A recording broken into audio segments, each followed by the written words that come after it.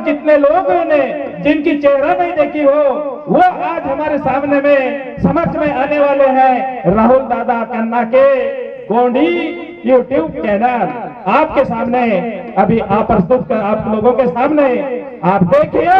आप यूट्यूब के माध्यम से आपने सिर्फ अपने मोबाइल के माध्यम से देखा है, आज प्रत्यक्ष रूप से देखिए उन्हें।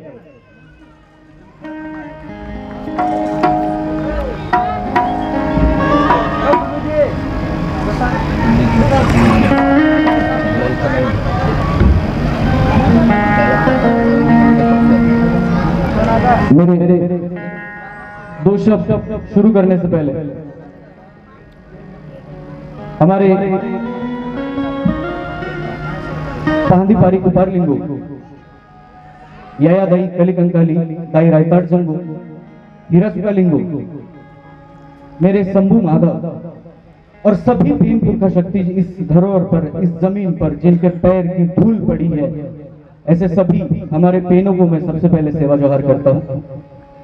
मेरे आदर्श जिनके किताब की वजह से मैंने ये जर्नी शुरू की है, वो तिरुमल मोतीराम कंगाली साहब, सुनील सिंह ताराम जी, दादा हीरा सिंह मरकाम, और जो फौजी दल में है, मेरे ख्याल से कोर्राम जी भी है, मरकाम जी भी है, इन सभी को केबा मरसकुल्ली जिन्होंने इस कचारगढ़ भूमि को खोजने में अपना बहुत बड़ा योगदान दिया, उन सभी को सेवा जोहार करता हूं।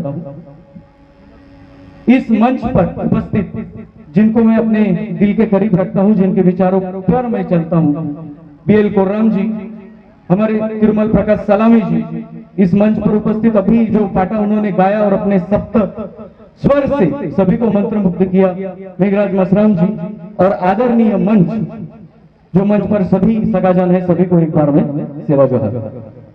कोई बोलता ही नहीं, लेकिन ये जो कचारगढ़ की यात्रा आपको दिख रही है, जिसका भव्य आयोजन आपको दिख रहा है, इसके पीछे इसकी कचारगढ़ की कमेटी है, और जिस कमेटी के कोकोड़ी जी, वरखड़े जी, सलाम जी, आप सभी को मैं सेवा जोहार करता हूं। क्या है, आज बहुत सारे लोग यहाँ पे आए हैं और यहाँ से गुफा तक गए हैं, दाई कली कंकाली के पेंट थाना तक भी पहुंचे हैं। बहुत कम लोगों को पता है कि ये भूमि क्या है, क्योंकि आप गूगल पे डाल देंगे तो गूगल पहले बता देगा एशिया की सबसे बड़ी गुफा, और लोग ये भी कह रहे हैं अपने पीछे कि एशिया की सबसे बड़ी गुफा है, यानी भौगोलिक धरोहर है। तो भौगोलिक धरोहर में कौन लोगों के पेन कैसे होते हैं, उनका सवाल है। तो उनका जवाब आज ये है कि बाबा रे, आपने इस भूमि को, इस गुफा को भौगोलिक धरोहर बाद में डिक्लेयर किया, उसके पहले हमारे पेनों ने यहाँ पे इतिहास बनाया। तो इसलिए ये जो इतिहास की कड़ी है, कहीं ना कहीं से हमें जोड़नी पड़ेगी। मैं दावा करता हूं कि यहाँ पे बैठे 50% लोग किताबें नहीं पढ़ते। आप कितना भी चिल्ला के बोल दो कि हम किताबें पढ़ते हैं, लेकिन मैं जानता हूं कि बहुत कम लोग किताबें पढ़ते हैं। और यही वजह रही है कि मैं अलाउ प्रीत इस चैनल के द्वारा लोगों के सामने आया कि अगर मेरा समाज आज किताब नहीं पढ़ रहा है तो उसको दूसरे माध्यम से बताया जाए, वही पूजा पूजा। और इसीलिए ये जर्नी शुरू हुई। मैं खुद को बहुत बड़ा नहीं मानता और ना ही मैं विषय को विषयांतर होने दूंगा, लेकिन जिनको सवाल है कि मैं गोंड हूं, कचारगढ़ में आया हूं, गुफा तक गया हूं, लेकिन ये इतिहास क्या है, अगर ये समझना है तो आज आप पिंडौल में आइए, आपके 5 मिनट मुझे दीजिए, मेरे पास जो भी भंडार है वो आपके सामने खोल कर रखूंगा। क्योंकि बहुत सारे लोग आए हैं, बहुत सारे पैसे लेके आए, और पता है जतरा में बड़ा मकसद क्या है, कोई तुर जेब में पैसा लेकर आए हैं और खाली करके जाएंगे, कोई तुर जेब में पैसा लेकर आए हैं, खाली करके जाएंगे, और जेब किसकी भरेंगे पता है, जिनको इस पुनेम से लेना देना नहीं। समझ रहे हैं? हमारे जो प्राचीन धरोहर है ना, इसके साथ यही गेम हो रहा है, और इस गेम को ही समझना है तो आप समझ सकेंगे।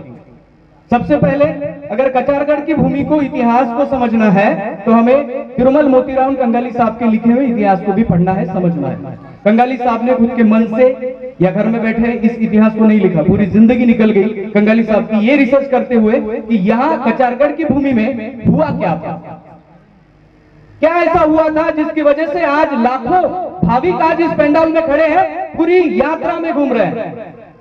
लाखों भाविक, यहाँ पे एक भी मूर्ति नहीं है जो हमारे कमेटी के तरफ से वीरांगना रानी दुर्गावती और तिरुमल कंगाली साहब की जो स्टैचू रखी गई है उसको छोड़ो तो एक भी मूर्ति नहीं मिलती। आपको मिलती है?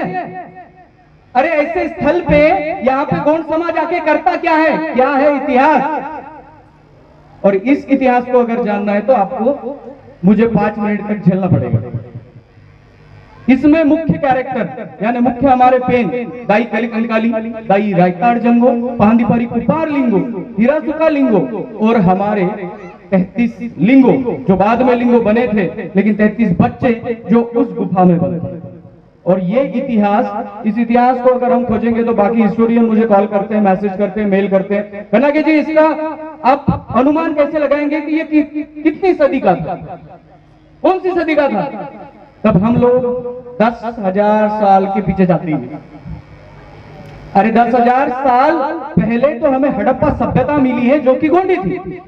तो ये कचारगढ़ की भूमि ये बता रही है ये 10 या 20,000 साल पहले का इतिहास नहीं है, ये 50,000 से और पूर्व का इतिहास है।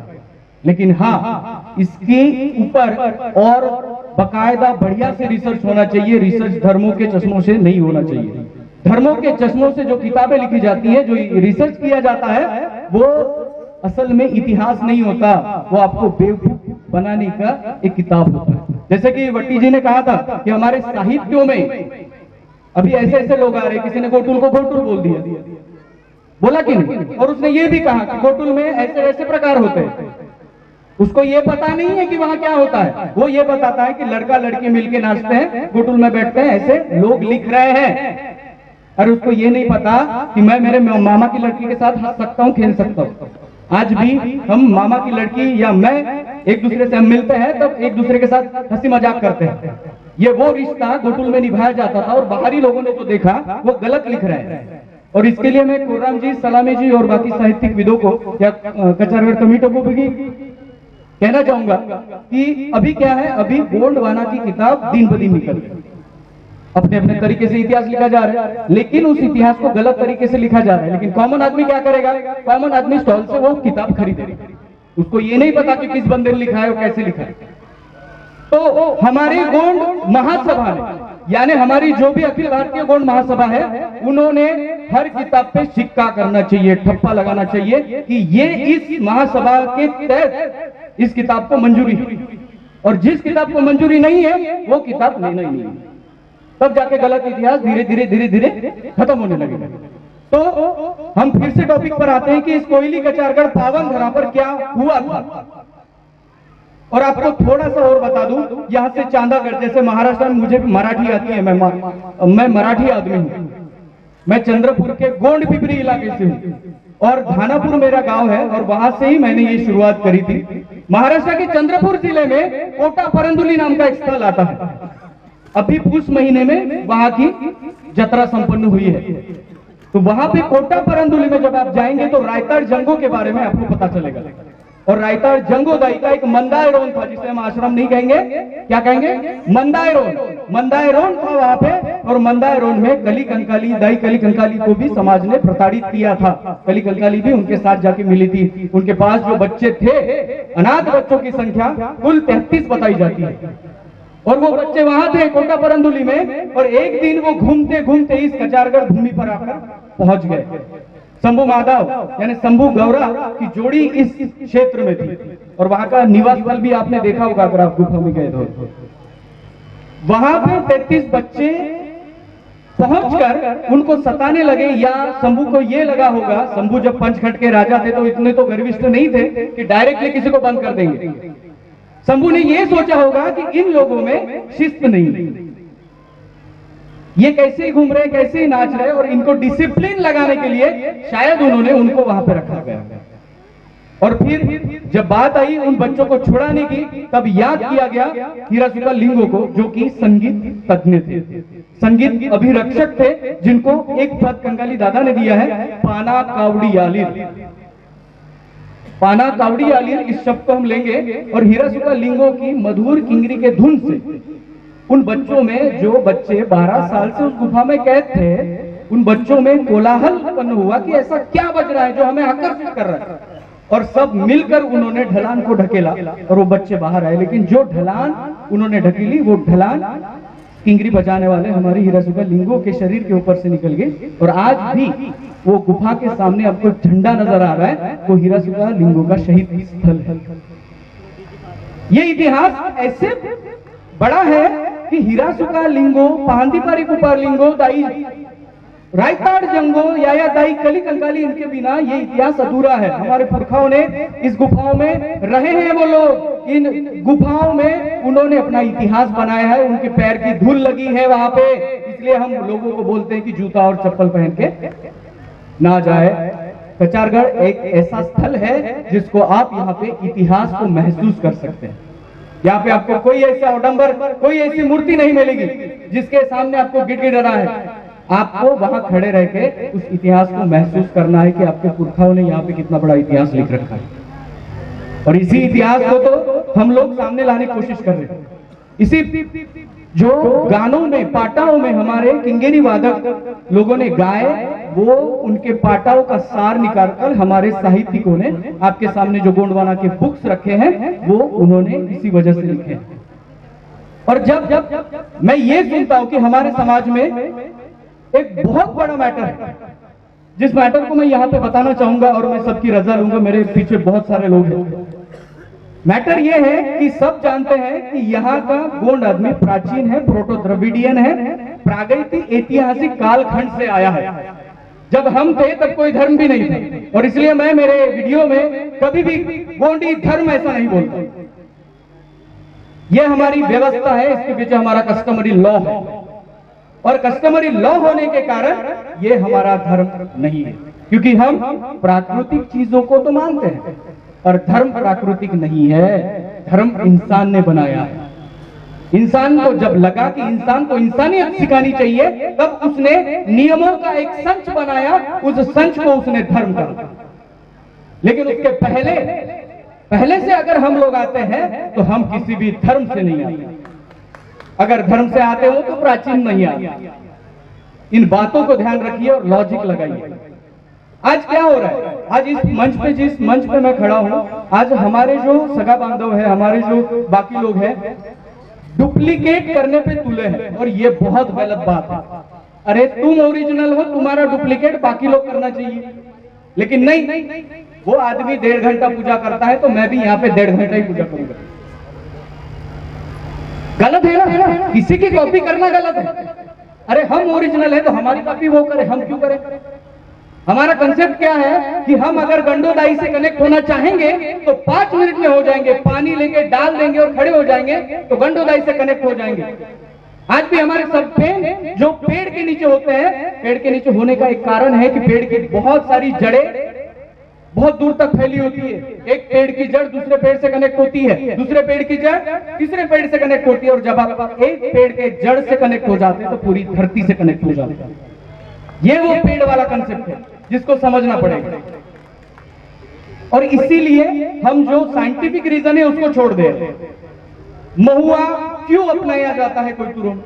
महुआ औषधि है, महुआ ये है, महुआ वो है। अरे इसमें बीज बचाने का सिद्धांत है। आपको ये समझ में नहीं आया कि बीज बचाने का सिद्धांत कैसे होता है? आप अगर सृष्टि बचाने वाले हो और एक दिन में हजारों फूल बेकार कर रहे हो ना, तो आप पुनेमी नहीं हो, क्योंकि उस फूलों में उस पेड़ के परागकण है जिसको आपने, बीजों को आपने नष्ट कर दिया, तो काहे की पुनेमी? तो इसीलिए बस्तर में चांपा का फूल, या हमारे महाराष्ट्र छत्तीसगढ़ में कुछ एरिया में महुए का फूल इरुक पुंगार इसलिए यूज किया जाता है कि जब वो महुआ का फूल गिरता है तो उसका बीज ऊपर ही रहता है। यानी जिस फूल को हम प्रकृति से ले रहे हैं, उस फूल के तोड़ने से, उसको लाने से उस पेड़ पे कोई असर नहीं होगा। और यही मूल कंसेप्ट है। लोग कहते हैं, मैं तो इस आदिवासी शब्द को भी धीरे धीरे बाहर निकल रहा हूं, क्योंकि मैं पर्सनली आपको कहूंगा कि आदिवासी शब्द यह आपको बहुत दूर नहीं ले जाएगा। अगर आपको बहुत दूर हिस्ट्री में जाना है तो आपको इंडिजिनस को या कोई तो ट्राइब इस शब्द को लेकर चलना पड़ेगा, क्योंकि आदिवासी से कोई ऐसा बोध नहीं होता कि आप प्राचीन है ऐसा समझ आए। और बाकी लोग आपको प्यार से आदिवासी कहते हैं और प्यार से कुछ बोल देते तो हमें बहुत अच्छा लगता है। अरे एक लंगड़ा आदमी है जिसका नाम राहुल है, तो आप उसको राहुल बोलेंगे कि लंगड़ा बोलेंगे? राहुल बोलेंगे। तो अरे हम गोंड को या कोई तुर है ना, तो हमें ऐसे विशेषण क्यों दे रहे हो जिस विशेषण से कुछ भी बोध नहीं होता। और इसीलिए इस कचारगढ़ पावन भूमि में आए हुए सभी सखा साथी, मेरी मातृशक्ति, पितृशक्ति, मेरी युवा शक्ति जो कल का भविष्य है, उन लोगों को ये समझना पड़ेगा कि पुनेम माने क्या है एक्चुअली। एक आदमी आता है, मैं पुनेम जानता हूं, मैं कट्टर पुनेमी हूं। अरे पुनेम इस शब्द के साथ कट्टरता आती ही नहीं है। अगर जो कट्टर है वो पुनेमी नहीं है। इस बात को ध्यान में रखो, पुनेम वो है इस प्रकृति में, प्रकृति के बारीक से छोटे से नियम को हम पुनेम कहेंगे। इस प्रकृति के साथ चलने वाले को हम पुनेमी कहेंगे। कैसे हम पुनेमी हैं ये थोड़ा सा बताता हूं और मैं यहां पे रुकता हूं। बहुत सारे लोग कहते हैं कि गोंड लोगों का कस्टमरी लॉ है, लेकिन ये कस्टमरी लॉ, कायदा कानून बना कैसे? ये कायदा कानून हमारे पुरखों ने कैसे बनाया होगा? तो ये बनाया होगा, ये देख के बनाया होगा कि प्रकृति भी अपने आप में करवट बदलती है। चैत्र मास लगते ही ना पेड़ों में जो पतझड़ शुरू है वो पतझड़ बंद हो जाएगा, नए अंकुर आएंगे, नया पत्ता आएगा और उसी में ज्यादा से ज्यादा हमारा फड़ापेन किया जाता है। नए ऊर्जा का संचार जो होता है उस टाइम पे हमारे फड़ापेन, पेरसापेन, गोंगो किए जाते हैं। और इसीलिए ये जो सब कंसेप्ट है इसको संभालना है। भट्टी जी, हमारा कचारगढ़ तो है, लेकिन इसके साथ हमारे ऐसे बहुत सारे धरोहर है जो प्राचीन है। हमारा सेमरगांव वल्लेकनार है, कभी जाइए, 4 साल में एक बार उसका आंगापिन की यात्रा होती है। अबुझमाड़ में ऐसे 2-3 स्थल है जहाँ पे हमारे प्राचीन लोग आज भी वो गोंगो करते आए हैं, वहां तक बाकी लोगों का प्रादुर्भाव नहीं हुआ। बहुत सारी ऐसी चीजें हैं, बहुत सारे ऐसे स्थल हैं जिसको जाके देखना है, समझना है और सही दिशा में समझना है, गलत दिशा में नहीं समझना। आप अगर किसी की, मुझे एक बताए, ज्ञानी इंसान का कोई सूट होता है क्या? ज्ञानी इंसान का कोई पोशाक होता है? नहीं होता।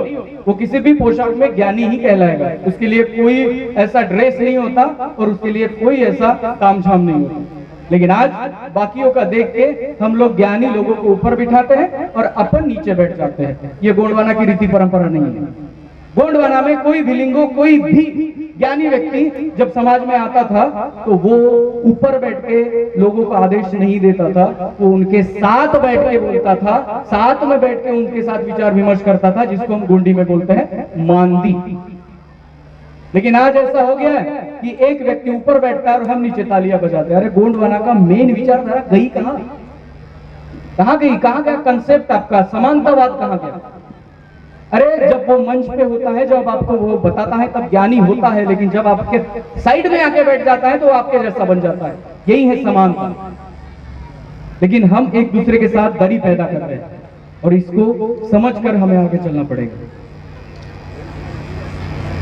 बहुत ये गोंडवाना, गोंडी गोंडवाना, यह विषय बहुत बड़ा वास्ट है। इसको अगर हम समझना चाहेंगे तो बहुत टाइम लगेगा। कंगाली दादा ने एक बात कही थी, जिस बात को मैं आपके सामने बोलना चाहूंगा। लगभग 30 किताबें कंगाली साहब जी ने लिखी है। तो ये लिखने के बाद भी कंगाली साहब जी का एक कहना था कि मैं इस पुनेम में से 2% ही लिख पाया हूं, यानी 98% आज भी हमारे पाटाओं में, वेसुड़ी में, हमारे गाथाओं में है। और उसको अगर लिपिबद्ध करना है, उसको अगर किताबों में लाना है तो आप जैसे लोगों की जरूरत है, जो पाटा गाते हैं, वेसुड़ी गाते हैं, वो आप हम तक पहुंचा सकते हैं। दूसरी बात यह है कि जिन लोगों ने किंगेरी बजाकर गांव-गांव जाकर गोंडवाना, रियल गोंडवाना बताया, आज उनके भी वंशज आज किंगेरी भी नहीं सीख रहे और ना ही पाटा सीख रहे। तो हो सकता है आने वाले 4 से 5 सालों में हमारे जो भी चुनिंदा पाना कावड़ियाली लोग हैं जो किंगारी बजाते हैं, वो आने वाले 5-6 सालों में कम हो जाएंगे और फिर हमें कुछ भी नहीं मिलेगा। ना उनके गाने ही नहीं रहेंगे तो कहाँ का इतिहास ढूंढेंगे आप लोग? नहीं ढूंढ सकते। तो इसीलिए मेरा अलाइव ब्रेक चैनल ये कोशिश कर रहा है कि जल्दी से जल्दी उन सभी पाना कावड़ियाली लोगों को डॉक्यूमेंटेशन में लाया जाए, वीडियो में लाया जाए और जितने सारे पाटा उनके पास है उनको सम्मिलित किया जाए, जमा किया जाए। और बाकी तो हमारे साहित्यिक जो है, जो पाटा सुनकर उसको विस्तृत करेंगे। और इसीलिए हमारी ये अलाइव ब्रेक चैनल की तरफ से कोशिश चल रही है। मैं कंटिन्यूसली इंडिया घूम रहा हूँ कंटिन्यूसली इंडिया में इधर उधर जा रहा हूँ, लोगों के साथ मिल रहा हूँ। इसका ये कारण नहीं है कि मुझे फेमस होना है, इसका ये कारण है कि मेरा कोई तुर समुदाय दिन ब दिन अपने कल्चर से थोड़ा सा दूर होते जा रहा है, जिसको नजदीक में लाना है। आप सभी लोग यहाँ पे आए हैं, मेरे ख्याल से कोई 2-2 दिन से यहीं पे रह रहे हैं और यहीं पे घूम रहे हैं। उन सभी को कहना चाहूंगा, जिस अभिमान के साथ इस कोयली कचारगढ़ में आए हैं, उस अभिमान के साथ इतिहास को भी समझ कर चले जाइएगा। यहाँ पे शंभू माधव यानी शंभू गौरा की जोड़ी का उल्लेख आता है इस धरोहर पे, जहाँ पे आप खड़े हैं, जहाँ की मिट्टी जो है वो उनके पांव से रंगी हुई है। उनका इतिहास ये बताया जाता है कि यहाँ पे जो माघ पुन्नी है, यहाँ पे शंभू के साथ एक प्रयोग किया गया था, उनको खाने पे बुलाया गया था और उनको जहर भी दिया गया था खाने में से। और तब हमारे कोयतुर लोगों ने पेंचमेड़ी के पास में एक क्षेत्र है जिसे पाताल कोट कहते हैं, उस पाताल कोट में जाके उनका इलाज करवाया था। 13वें दिन जब शंभू होश में आए थे, तब हमारे लोग रोते हुए पेंचमेड़ी गए थे। आज से माघ पुन्नी से 13वें दिन में महाशिवरात्रि यानी शंभू नरका आती है, और जब हम हमारे लोग गाना गाते हुए जाते हैं तो उस गाने का जो स्वर होता है वो इमोशनल होता है। समझ रहे हैं कुछ? ये हजारों सालों से है, मैं नहीं बता रहा हूं, मैं तो अभी 30-32 साल का ही हूं। ये हजारों सालों से चल रहा है, जिसी को मैं आपके सामने रख रहा हूं कि ये ऐसा था। और इस कारण से ऐसे ऐसे हमारी परंपराएं चलती आ रही हैं, लेकिन परंपराओं को हम अगर नहीं समझेंगे तो हम आने वाले दिनों में परंपराओं को भूल जाएंगे। और इसीलिए एक और बताना चाहूंगा, हमारे जितने भी युवा है, फेसबुक पर स्टार हो, यूट्यूब पे स्टार हो या इंस्टाग्राम पे स्टार हो, बहुत सारे फॉलोवर्स हो, सभी को एक ही कहना चाहूंगा, आप गोंडवाना के पुत्र हैं, आपका कैलेंडर से कोई लेना देना है नहीं। तो धीरे धीरे आप युवा ये कर सकते हैं, धीरे धीरे खुद का जो बर्थडे आप मनाते हैं वो तिथि के अनुसार मनाना शुरू करें, क्योंकि आपके बाप दादाओं ने कैलेंडर नहीं देखा, उन्होंने चंद्रमा के कलाओं को देखा। ये कचारगढ़ की जत्रा भी चंद्रमा के कलाओं पर है। माघ पुन्नी आ गई, जत्रा भर गई, कैलेंडर का कुछ है नहीं। तो धीरे धीरे युवा वर्ग को मैं कहना चाहूंगा, हाँ ये थोड़ा सा मुश्किल है, क्योंकि बाकी लोग केक को हाथ में लेकर फोटो डालते हैं, तो आपको भी लगता होगा कि मैं भी एक केक काटूं, ना ही उससे कुछ बोध होता है, ना ही कल्चर का कुछ प्रेजेंटेशन होता है। तो अगर नहीं होता तो आप हिम्मत करिए, मैं भी आपके साथ हूं। कैलेंडर के तारीख के अनुसार बर्थडे ना मनाए, तो तिथि के अनुसार मनाना शुरू करें। आप ये पहले जान ले कि मैं किस महीने की कितने कौन से तिथि पर मैं जन्मा था, और उस दिन करके देखिए, एक नया बदलाव, एक नई सोच, और उससे कुछ हो सकता है। क्योंकि हम सीधा लोगों को बोल देते हैं कैलेंडर से हमारा लेना देना नहीं, और इसलिए ये हिम्मत सबसे पहले हमारे युवकों को करनी है, और फिर वो चीजें जो है वो छूट जाती है। तो सभी युवकों को मेरा तो नमन है कि आप लोग हैं इसलिए गोंडवाना है, और आप लोग रहेंगे तो गोंडवाना चलता रहेगा, और एक ना एक दिन हम गोंडवाना का जो सपना है उसको साकार कर पाएंगे। बहुत सारे टॉपिक है, मैं भटक जाऊंगा नहीं तो मैं यहीं पे आपकी रजा लूंगा, और सभी को कहना चाहूंगा कि इस कचारगढ़ की पावन भूमि पर जब आप आए हैं तो एक याद रखिएगा कि आपकी वजह से ये भूमि दूषित ना हो, आपकी वजह से इस भूमि पर दाग ना लगे, क्योंकि हम कोयतुर हैं तो जिम्मेदारी हमारी है। यहाँ पे कोई भी पुलिस प्रशासन आता है आपकी सुरक्षा के लिए आता है, ज्यादा उनका एक्शन नहीं होता, एक्शन उनका आपकी सुरक्षा के लिए होता है। लेकिन इस भूमि को आने वाले 20 पीढ़ियों तक कैसे पहुंचाना ये आप लोगों के हाथ में है। अगर हम लोग अच्छी तरीके से इस कचारगढ़ भूमि, कोयली कचारगढ़ भूमि पर हम अपना व्यवहार करें, वहां पे जाके हम कचरा ना फेंके, जहाँ पे लोग पहुंच नहीं सकते उस दरी में, वहां पे कचरा फेंका जा रहा है, बॉटल्स फेंके जा रहे हैं। आप ये एक बहुत बड़ा मुद्दा है कि हमारे जंगलों से हमें खदेड़ा जा रहा है, और ये सबसे पहला एक मुद्दा है कि मिट्टी प्रदूषण। इसलिए अबुझमाड़ के कुछ एरिया में बाकी लोगों को जाना मना होता है, वहां पे आंगा पेन होते हैं, और आंगा पेन मेरे ख्याल से 4 साल के बाद जत्रा होती है, 5 साल के बाद होती है, और बहुत बहुत दूर से जत्रा होती है। तो उस जत्रा में बाकी लोगों को इसलिए मना किया जाता है कि वहां का मिट्टी प्रदूषण ना हो, वहां के जंगल में प्रदूषण ना फैले। इसका एक मेन रीजन ये होता है। और हमारे लोग अगर आप देखेंगे फरसा पेन, फड़ा पेन पे, तो जो भी हमारा गोंगो होता है वो पत्तल में होता है, प्लास्टिक का, जो प्लास्टिक जो हम यूज करते हैं ग्लास वगैरह, वो हमारे पेन कड़ाव पे नहीं चलता। इसका ये भी मतलब है कि जो भी चीजें हम यूज करें वो ध्वनि प्रदूषण, मिट्टी प्रदूषण ना फैलाए। और इसलिए इस कचारगढ़ भूमि को अगर बचाना है हम लोगों को, तो हमें ये सोचना पड़ेगा कि मैं क्या कर सकता हूँ। मैं ये तो कर सकता हूँ कि मैं इसकी साफ सफाई रखूंगा, मैं कहीं पे गंदगी ना फैलाऊंगा। और एक अकेले आदमी ने अगर ऐसा विचार शुरू किया कि मैं मेरी वजह से इस भूमि को दाग नहीं लगने दूंगा, तो सवाल ही पैदा नहीं होता कि कहीं आपको कचरा दिखे।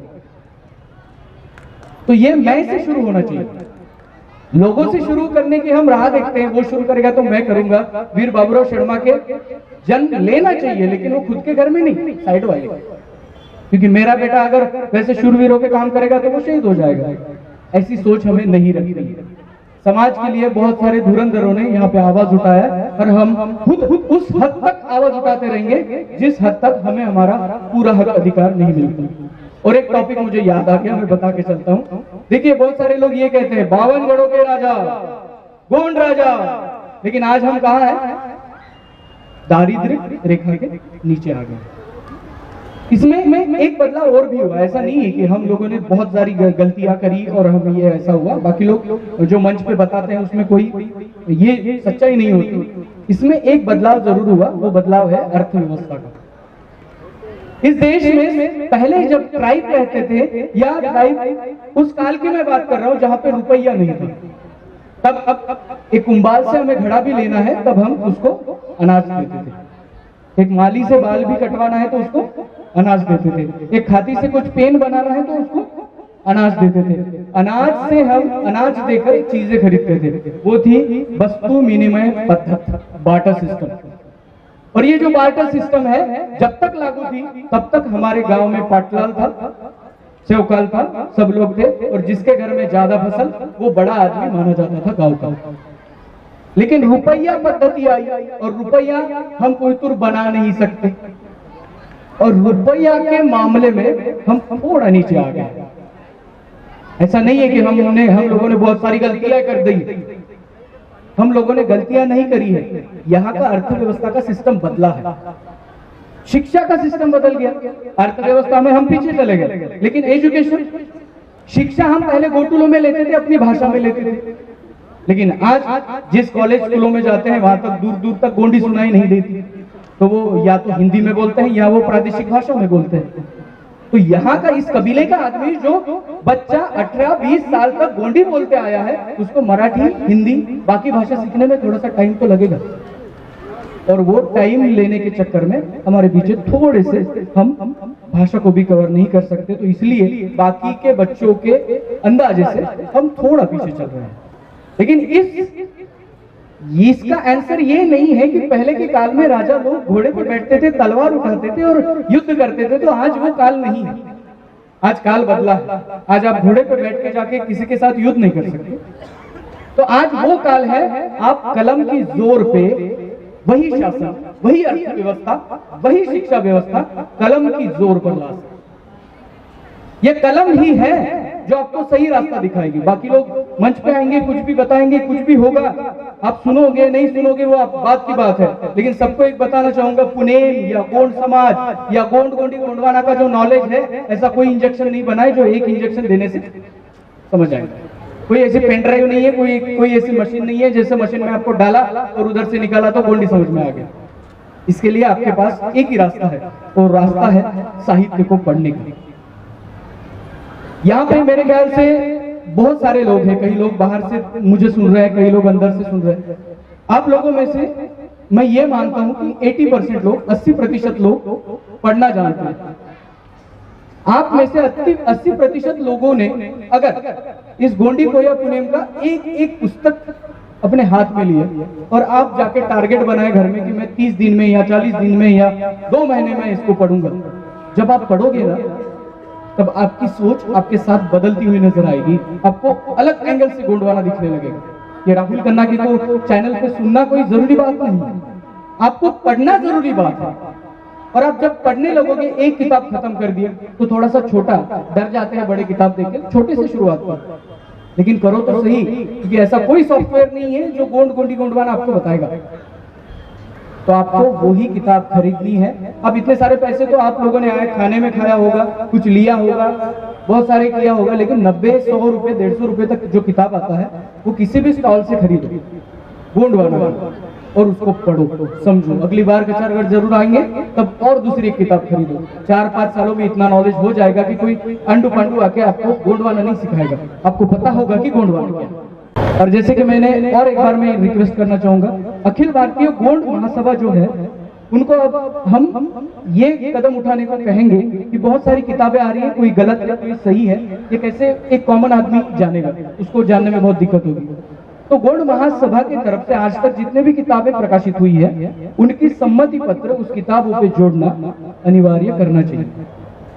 सम्मति पत्र, जो भी किताब अब नई आवृत्ति आएगी, पब्लिकेशन होगा, तो गोंड महासभा का पब्लिकेशन जिस किताब पे रहेगा उस किताब को हम लोग पढ़ेंगे। नहीं तो गलत किताब पढ़ ली तो इतिहास की गलत जानकारी भी हमारे अंदर में घुस जाएगी।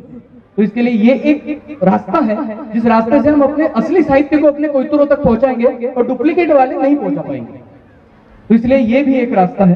तो मैंने कचारगढ़ से शुरू किया था और यहाँ पे खत्म किया, तो विषय का विषयांतर कर दिया आप सभी को, तो बहुत बहुत मैं माफी चाहूंगा। और मैंने कुछ बोलते टाइम गलत बोल दिया हो तो उसके लिए मैं माफी चाहूंगा और आपकी यहीं पे रजा लेता हूँ। जय सेवा, जय जोहार, जय आदिवासी, जय गोंडवाना, जय भीम।